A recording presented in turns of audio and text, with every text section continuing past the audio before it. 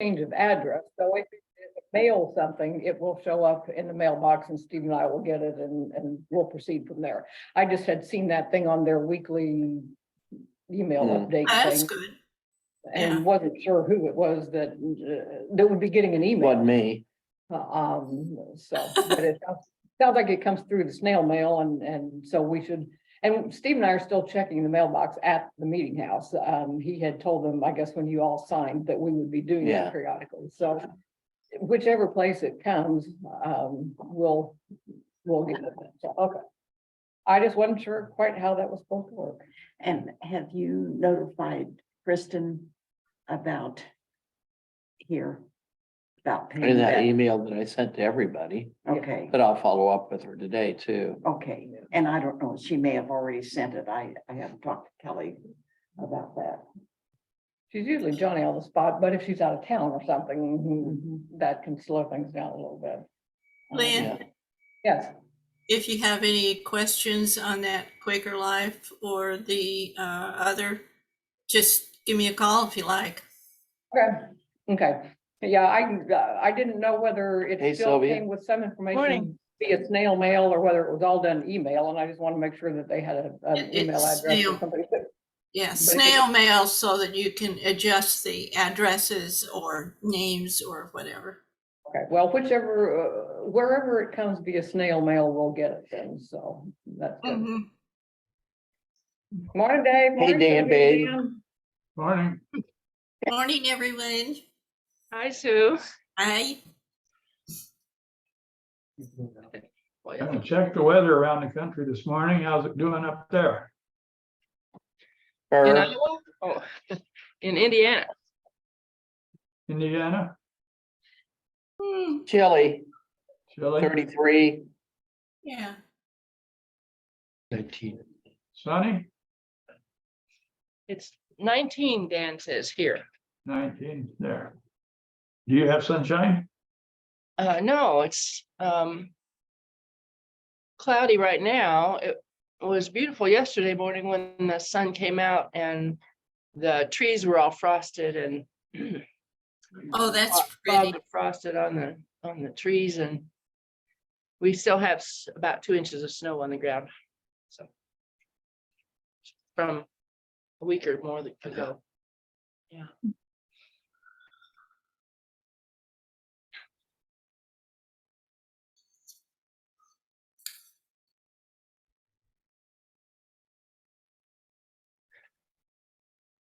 Hi, Dale Doral. Been reading From Fruit of the Vine, those Brent Bill entries. Uh-oh. And Yes. They're nice. They're great. Yeah. It has been because of knowing the area as well.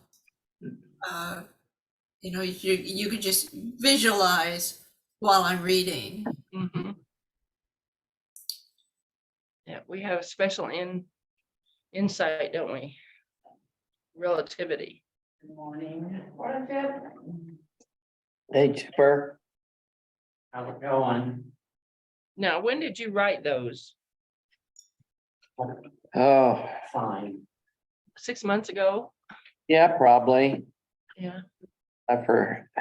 Yeah, because Dan was still alive when you wrote it, but No, but he had you wrote in the thing that he had passed away right after. yeah, I originally wrote that in the first one, but it made it too long, so I made it as a footnote. Yeah. Yeah, I get confused when I write them because it's like I'm doing a whole series for Guidepost contacted me 3 years ago and asked me to start writing for them for their annual book. Mm, And so those were written 3 years ago and they just came out this month. oh my. For the January or for the 2023. It's not called Guidepost anymore. It's called Walking in Grace. But so I get confused when I write some of these series things because they have different deadlines. Guideposts are way ahead. You write them and submit them. You don't even get paid for like 9 months. Oh, you do get paid? Guideposts you do. You certainly don't for Fruit of the Vine. Oh. Get 3 free copies. Oh. The Quaker payment schedule. A workman is worthy of his hire, except among Quakers, Mhm. as Dale Dorrell knows, as the pastor. We don't believe in the paid ministry. We believe in the poorly paid ministry.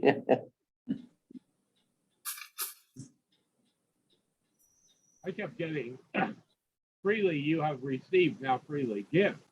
Yes. Oh, right. Uh-huh. But just think of what you're contributing to mankind. Right. Now,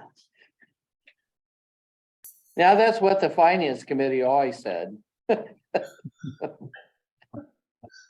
not doing this for the money, are you? You're doing it for service to the Lord.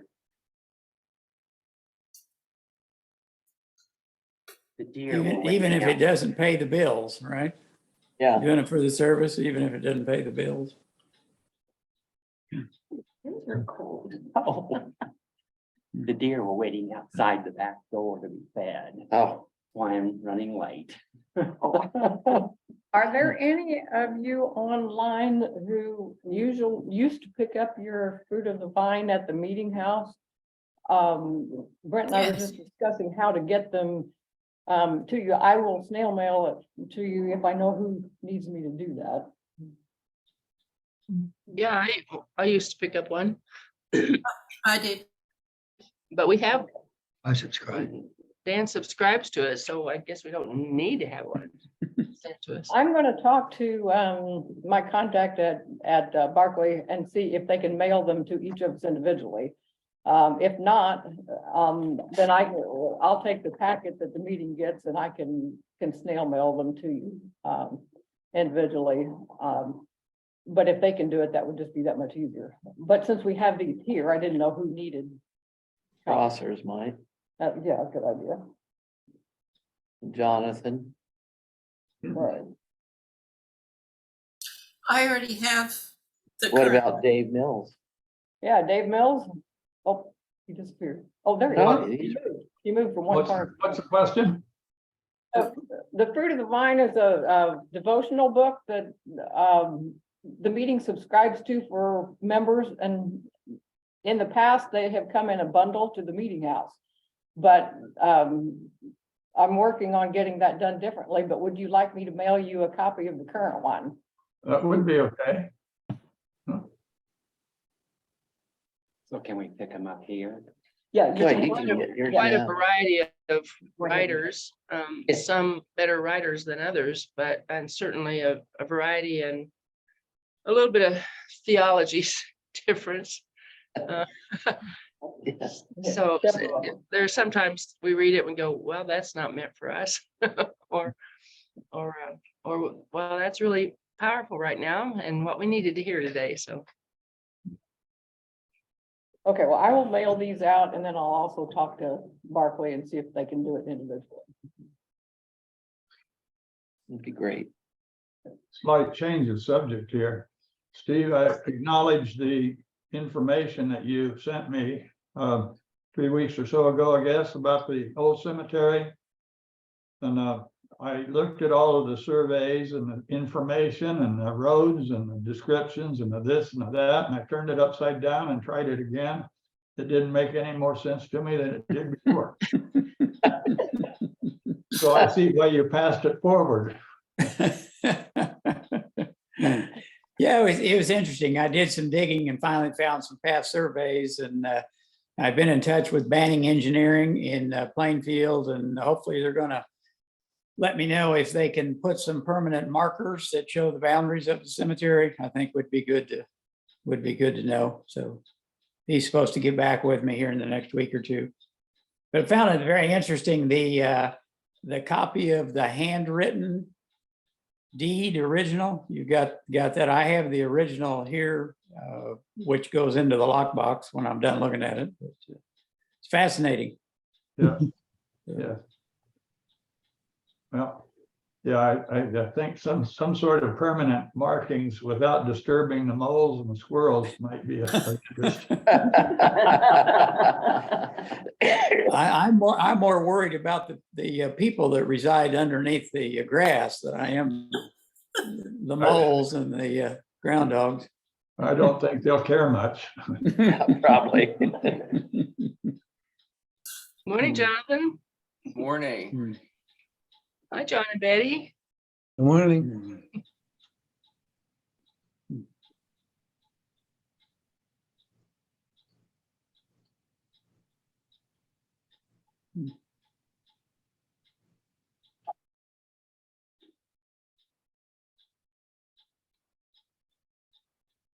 I can provide music the next 2 Sundays. But Okay. you can do it from home, you can do it like laptop downstairs and. So, yeah. We didn't. How are you make a feeling? schedule, Did we for this month? So you do the next Tuesday and then. Well, actually, next door. Because I can go. The real ones. So, Because we won't be here. Jonathan, has Kentucky thawed out yet? Yeah, it thawed out about a week after the worst of the cold, and we were dealing with like 60-degree temperatures. I was in short sleeves one day for work, so it was about as much of a whiplash as possible. It was really cold when we were there. Yeah. We stayed an extra night. Decided not to travel and all that. I figured it was rough going for a couple of days. It was our privilege, as I'm telling everybody else, our privilege to have dinner with Jonathan and Matt and have a good conversation for a couple hours. So. Yeah, it was great seeing you both in person. Wonderful. well, Norma has a prelude ready for us if we want to begin to center towards worship.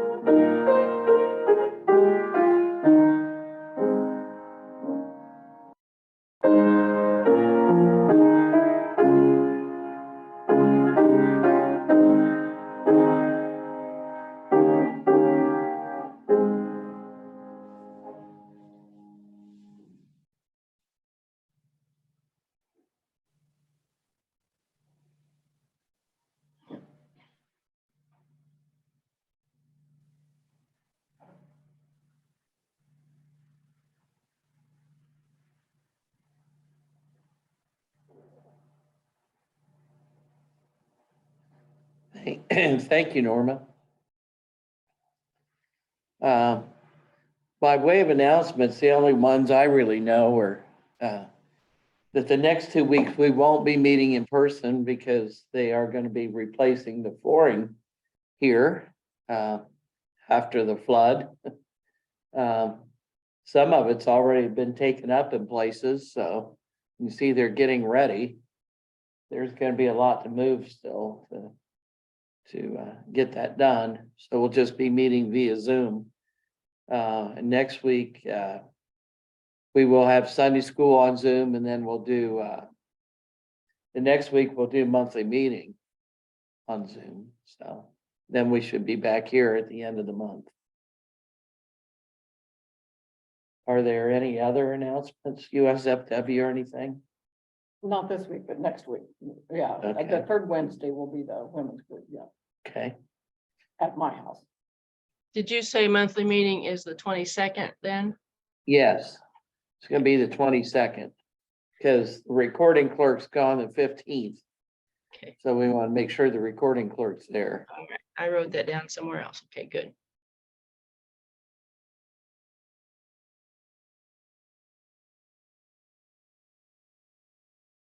Joyce, or concerns to share? Well, we have a joy to share. Most of you know we're sponsoring a refugee family from the refugee camp in Zimbabwe. And we got word that they're going to be arriving in Des Moines on Thursday of this week. So we are really busy getting their house ready and collecting furniture and the various little things that you need to start housekeeping. Our plan is to bring them here to live with us for about a week, where we can show them how to cook on an electric stove and how to run a washing machine and just sort of how one lives in America. So we're getting excited about that. Great. Maybe they'll join us here next week. That'd be nice. That would be nice.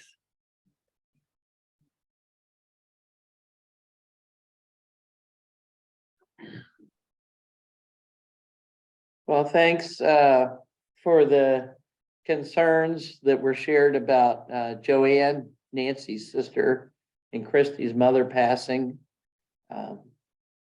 It's been pretty tough on Nancy.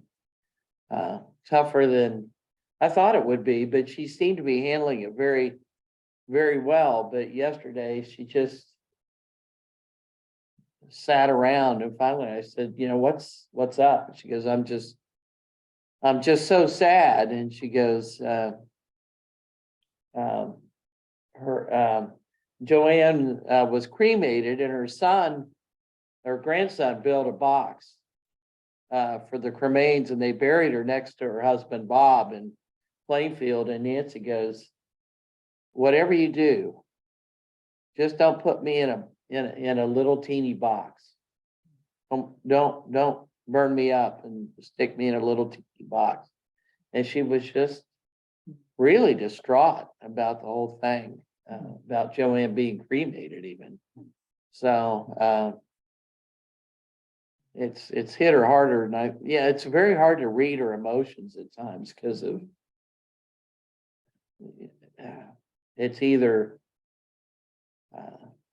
she lives in the present so much, so it's hard to figure out how much she's aware and how feeling she is, but that's really rocked her pretty hard. So.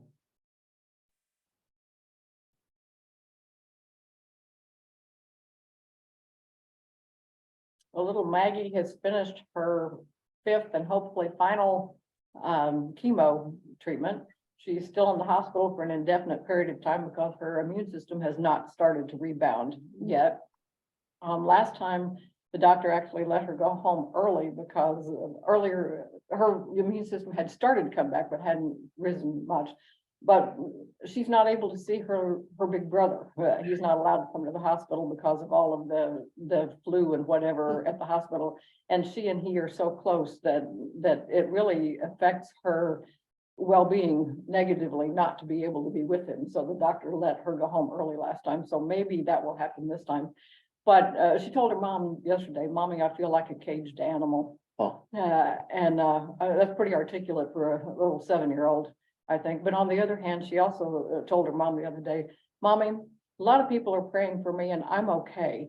Can you tell them to pray for my friend Beaver, who's a little girl down the hallway with an even more rare kind of cancer than she has?" She said, "I'm going to be okay. Can you tell everybody to pray for my little friend Beaver?" So add Beaver to your prayer list if you would, please.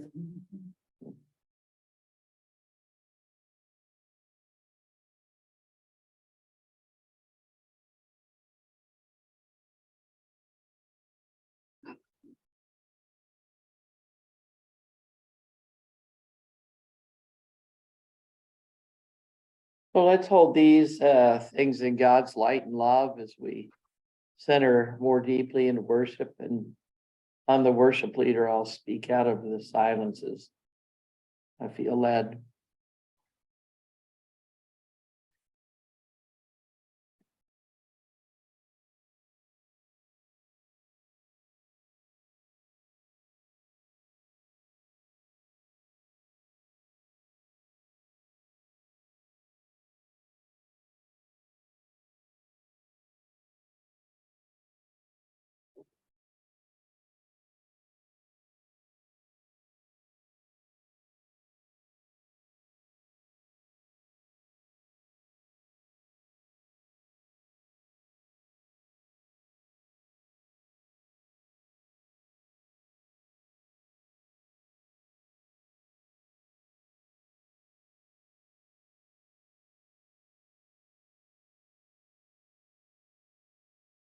Loving and gracious God, for Beaver and Maggie and Nancy, and indeed all of us, for we all stand in need of prayer. We pray today.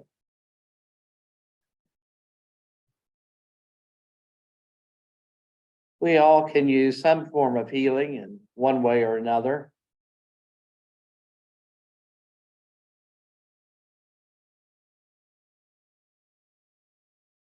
And so we lift our concerns to you and entrust them to you.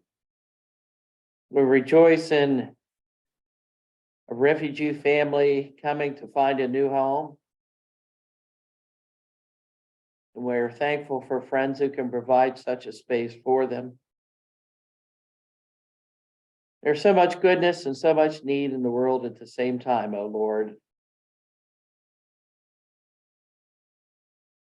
Keep us ever mindful of how we might be of service to your kingdom, to your family, as we move through our lives of faith and community.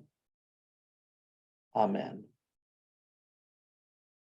Well, Norma sent me a note early in the week and wanted to know what music I wanted. And I said, I wasn't quite sure yet, but I was leaning towards a topic of man plans and God laughs. I mean, that's my rabbi friends often talk about that. And I'd just gotten off the plane the night before, and I had my nice tight plane schedule. Got up and took the airporter transit down from Santa Rosa to San Francisco. It arrived early. The plane landed early. We boarded early. And then the plane was delayed. And we just sat there. They had a refueling problem.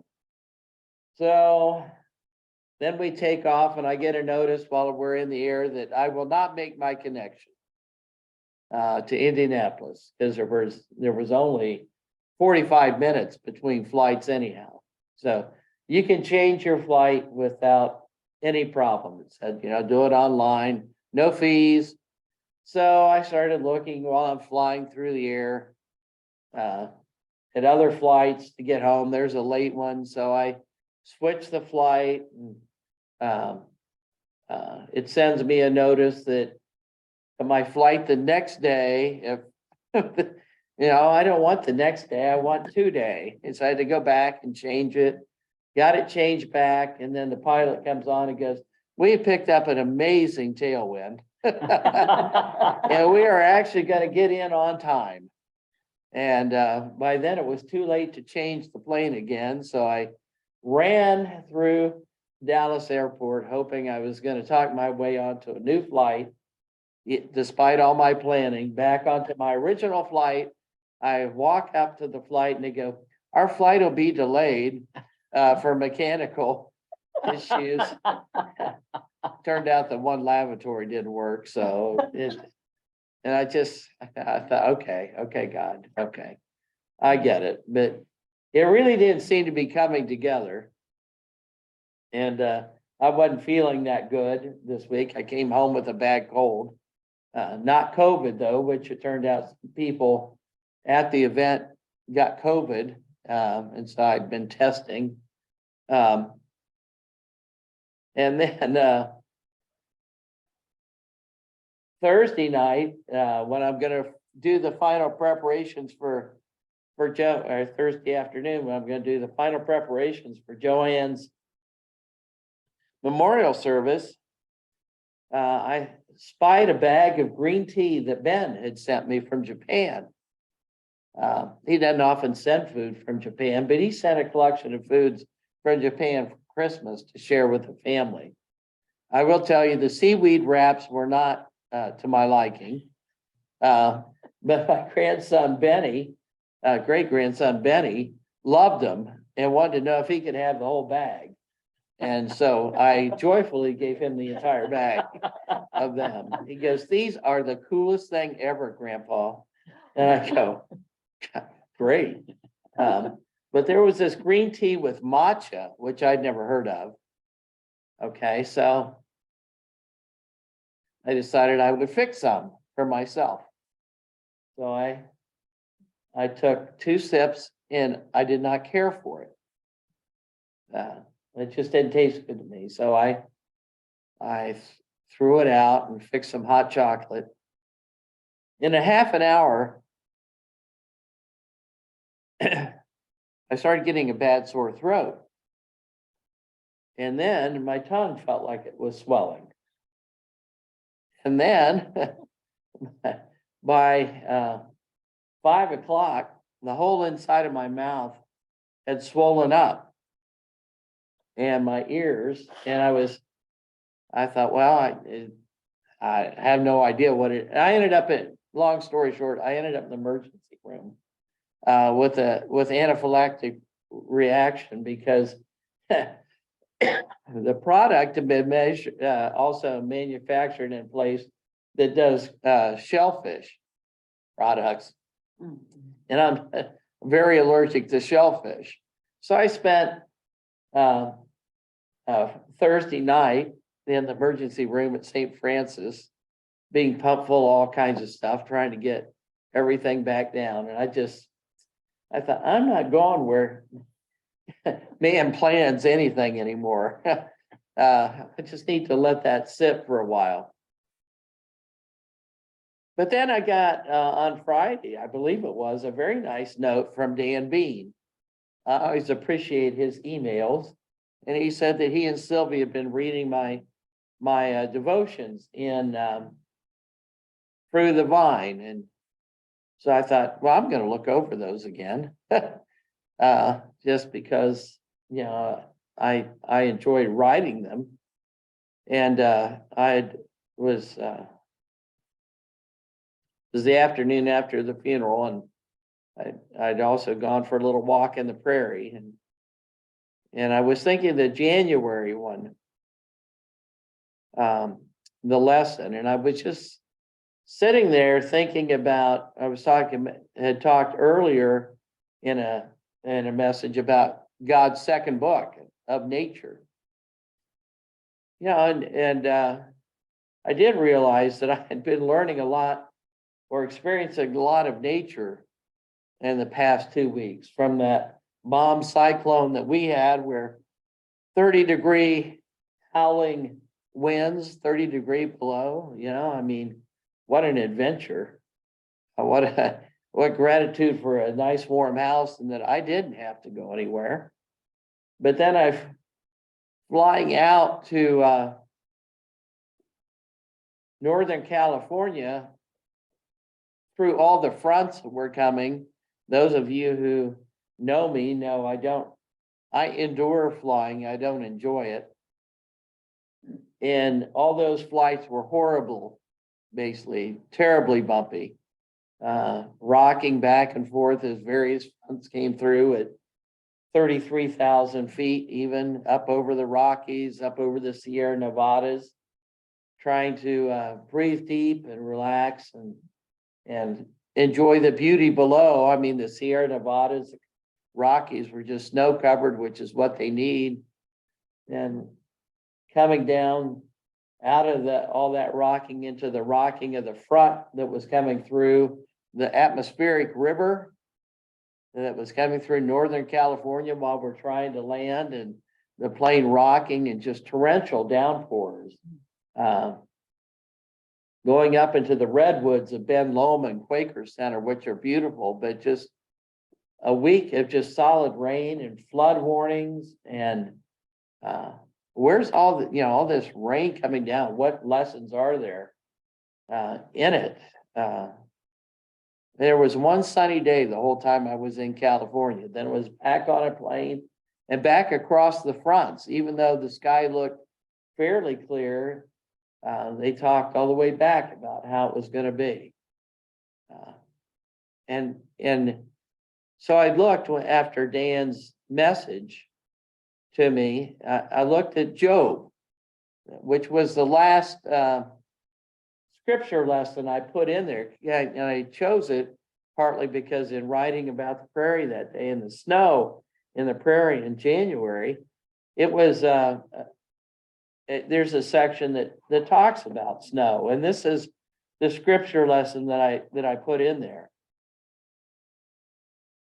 And it starts in chapter 37 of Job, which I don't read very often.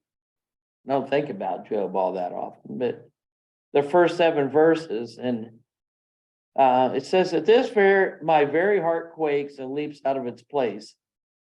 Listen, oh, listen to the blast of God's voice and the sound that issues from his mouth. His lightning is hurled across the heaven. It strikes to the extremities of the earth. After it comes a roaring sound. God thunders with majestic voice. He does not check his thunderbolts until his voice resounds no more. Yes, certainly God shows us marvels and does great deeds that we cannot understand. When he says to the snow, fall on the earth, to the showers, now rain hard, he brings all human activity to a standstill for everyone to acknowledge his work. The animals go back to the dens and take shelter in their lairs. He brings all human activity to a standstill. Well, that was certainly true for Southwest Airlines a couple of weeks ago and in between. But as I was reading that piece, again, reflecting on it, I was thinking about, there's not a lot of theological statements in there that are the normal theological statements about God's power.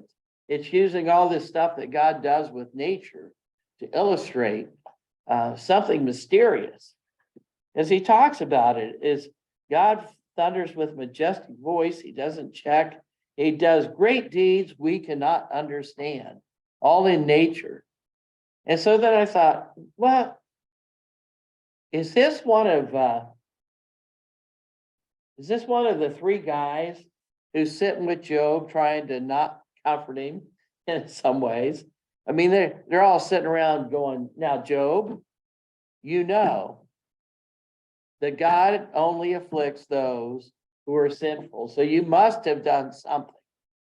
So just search yourself and figure it out and then confess and things will be okay.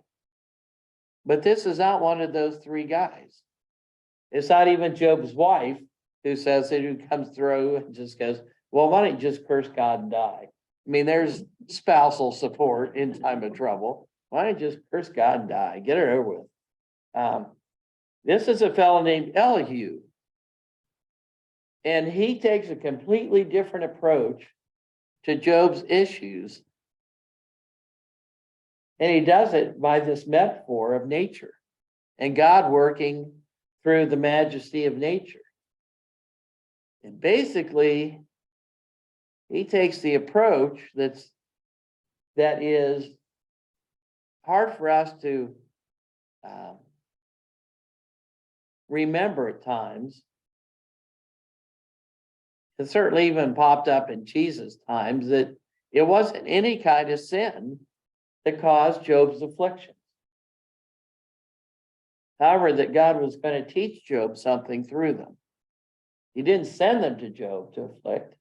God's ways are just beyond our ways, and he will use all kinds of things to get our attention.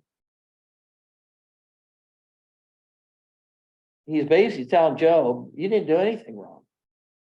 I mean, if you think of the New Testament, when Jesus heals the blind man and the Pharisees come up and they talk to him and go, well, what did the guy do wrong? Or what did his parents do wrong? Jesus, that was the belief, even all the years after Job. Now I have to admit, I still have a lot of trouble with the story of Job. God and Satan making a bet is what it sort of seems like on this poor guy. But there's some beautiful poetry in that I often forget, and that I often forget, and I think I'm in control. So maybe I am talking about man plans and God laughs at a certain level. We moderns have so much control over all our environments these days. That our forebears did not, and that they lost, in some ways, that we've lost some connections with just the groundedness of our earthly beings. We can control the heat in our homes, the cool in our homes, when we want fresh water. We no longer are dictated by when the sun comes up and the sun goes down. We make our own light. Where is God in that sense? I mean, if you think about it, what's the first act? One of the first acts of God, he separates the light from the dark. And now, thanks to electric lights, we do all that sort of stuff. Things generations before never did. And so we miss the majesty of nature until it just wipes things out sometimes. And then all of a sudden we have to stop. And Elihu is basically saying, in some ways, when he says to the snow, fall on the earth, to the showers, they now rain hard, he brings all human activity to a standstill for everyone to acknowledge his work. Now, I'm not quite saying that God sends a tornado through to make everything stop, but it does have a certain way of helping us reflect on our common humanity. I think of Dave's concern and Dan's and others that we had when the tornadoes went through Kentucky for the farmers there and their livelihood and how things stopped and changed. I got a call from Ben Lowman Quaker Center yesterday. The rains had gotten so bad that trees were coming down, redwoods, smaller ones, but still big trees, taking out all the power. They're inaccessible. The road is inaccessible. They have, they're getting by on just a few generators they have to cook food for the people who live up this mountain. Things have stopped.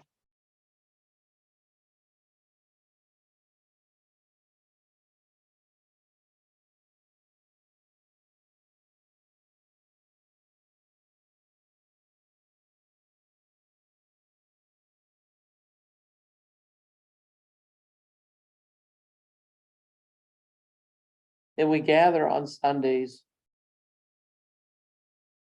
and we sit comfortably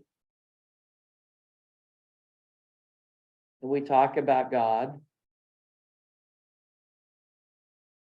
And sometimes we forget the majesty and the power and the mystery. One of my favorite writers one time wrote that if we had any idea of what power we invoke when we get together on Sunday morning and say our prayers and call on the name of God, we would be issuing life vests and seatbelts.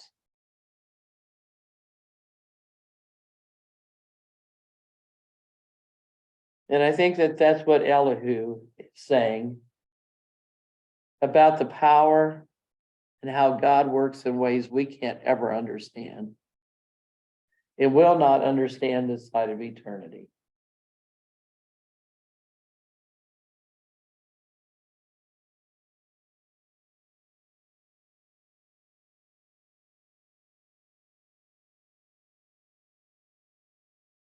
Elihu also says earlier, see, God is sublime in his strength, and who can teach the lessons as he does? And who has ever told him which course to take? Or dared to say, you've done wrong? Consider rather how you may praise his work, a theme that many have sung. This is something that everyone can see, gazing as we do from afar. Yes, the greatness of God exceeds our knowledge. The greatness of God exceeds our knowledge. And so when I was bumping around in the sky, literally the other day, I did find myself saying a prayer, acknowledging that I was going to be okay. It was just turbulence. And perhaps I needed that lesson that my life is not always as safe as I think, that I am not as in control as I think, and to trust and obey, to lean into the mystery that surrounds me and guarantees that I may not be safe in the moment or feel safe in the moment, but at the end, all will be well.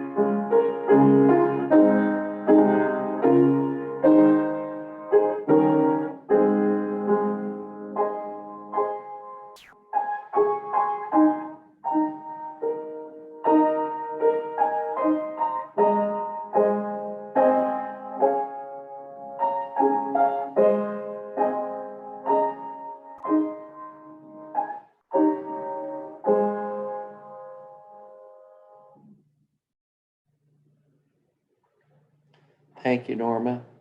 We'll continue on with more on program worship, and Sunday school will be at 10:35 for those who can join. Blessings on those who need to leave.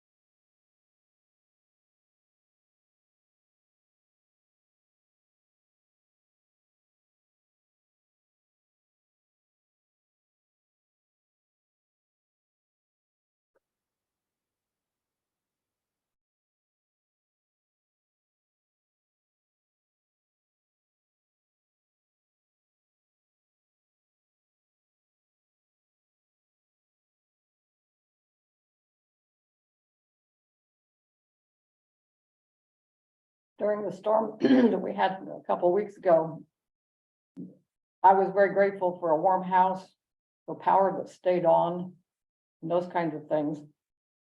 But at one point during the storm, I got all bundled up and went outside for a walk. Very short walk, but nevertheless, a walk. Because I needed to be out where I could hear the storm and feel it. Nature is one of the best ways for me to experience God and God's love. So much so that I'm outside at least part of every day. Spring, summer, and fall, that involves yard work. In the winter, it may just mean walking 2 miles on the street in front of our house, but something to get outside. As I went for the walk the other day, and the wind was just about to knock me over, I just kept thinking, the God who created this beautiful world and who made the laws of nature and put them into action loves me. Wow. I just kept saying thank you over and over again. The God who made all of this loves me too.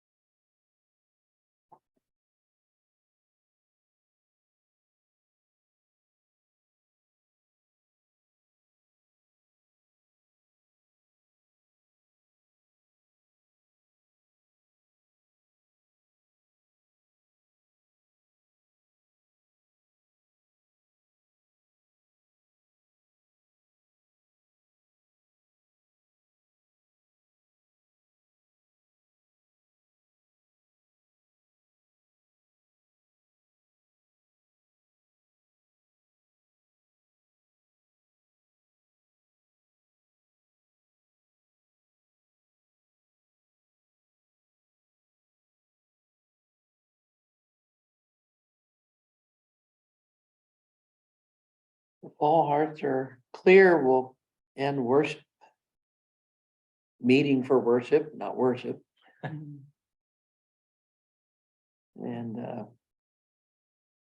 we'll have Sunday school in about 15 minutes. We'll finally talk about the woman at the well. She's been on our agenda for a while. So I hope to see you all there if possible. Good to see you all. Good to see everybody. Thanks, Brent.